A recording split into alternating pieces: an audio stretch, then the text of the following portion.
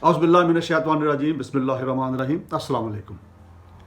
Yesterday, one of my colleagues, a senior anchor and analyst on a leading news channel of Pakistan, he has shared a news that President-elect USA, Mr. Joe Biden, has sent an invitation to Mr. Asif Ali Zardari and Mr. Bilawal Bhutto Zardari to attend his oath-taking ceremony, which is going to be scheduled on 20th of January.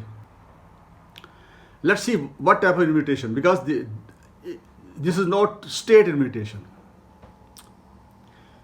Because if there is state invitation, that should be sent through government of Pakistan. And as per that news, which was shared by my colleague, that is not that invitation was received directly to both these personalities of Pakistan People's Party. So this is not, we will not treat it as state invitation from USA, number one.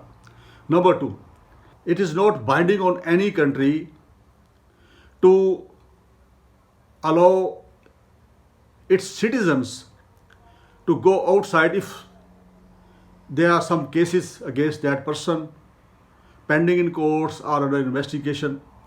In that case, the permission should be sought by that individual who is involved in some cases through relevant courts.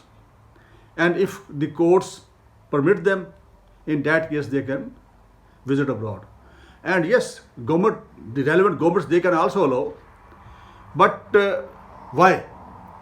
The main thing is that why? Because already the government of Pakistan has been betrayed by the commitment of Nawaz Sharif, who left Pakistan for the purpose of treatment for a limited period.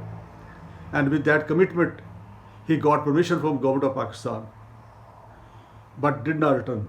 The intention of Nawaz Sharif to return Pakistan soon apparently does not seem.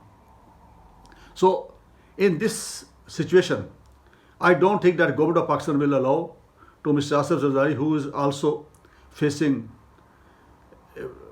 trial in many references. Some of the investigations are also underway by the relevant investigation agencies, including NAB and FIA, etc. So in this situation, I don't foresee that Mr. Asif Ali Zardari will be allowed to visit USA, attend the oath-taking ceremony of newly elected President of USA. And if it does happen, then the slogan and commitment of city government, accountability across the board, will damage very severely.